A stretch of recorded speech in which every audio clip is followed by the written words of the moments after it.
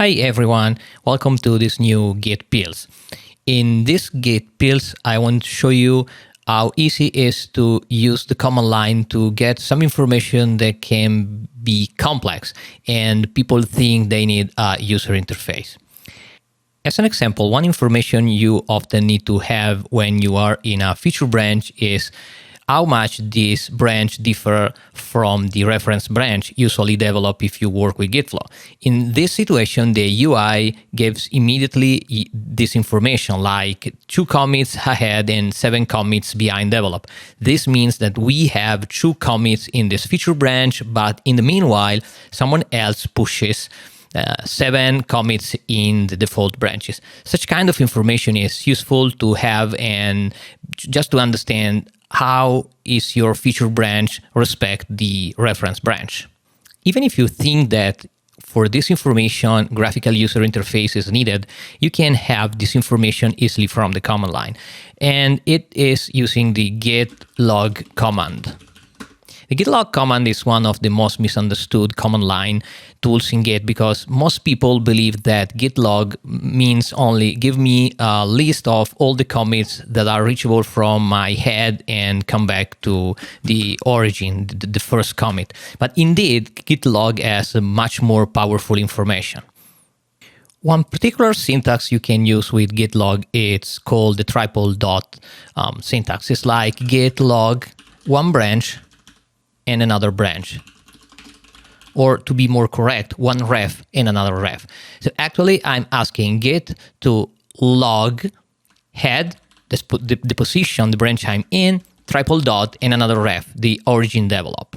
And if I press enter, it shows me some commits. But now let's try to understand what are these commands.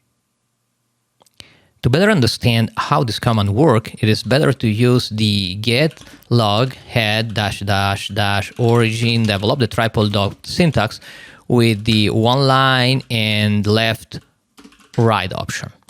And as you can see, the result is much more different. And it's important to know the first column. The first column has a symbol pointing right or left, and it is actually telling you if this commit belongs to the right branch, the develop, or the left branch, the head. So actually, the git log triple syntax compare 2 ref and list all the commits that are not in common. So you can really understand with each commands how many different commits are between one branch, one ref, and another ref, and also which is the branch the commit belongs to.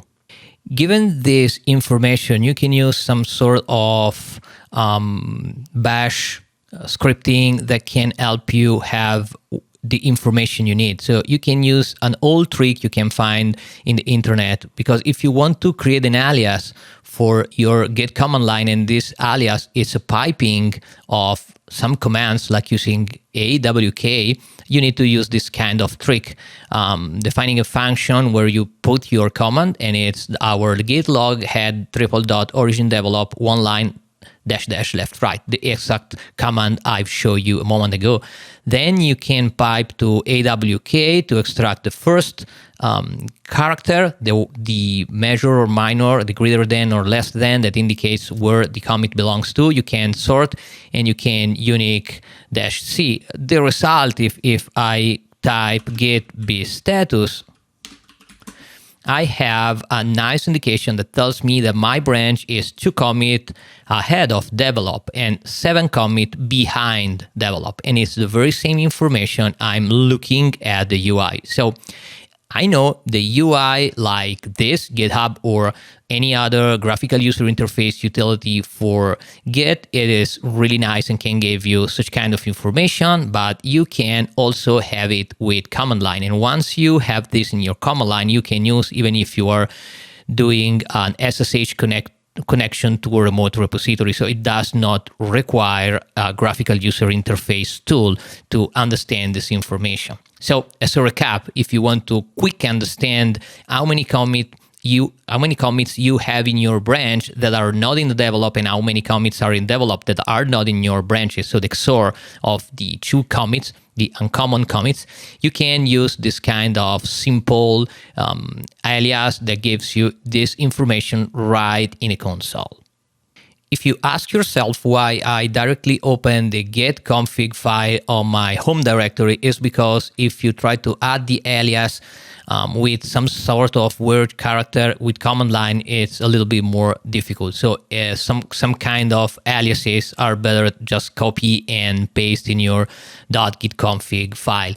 Also, the git config file you have in your home directory contains a lot of configuration that can be simply copy and pasted in a new computer. So if you have a new computer and you want to move your configuration and all your aliases like this, you can just copy your .git config file from your home directory of the source computer to the home directory of the destination computer.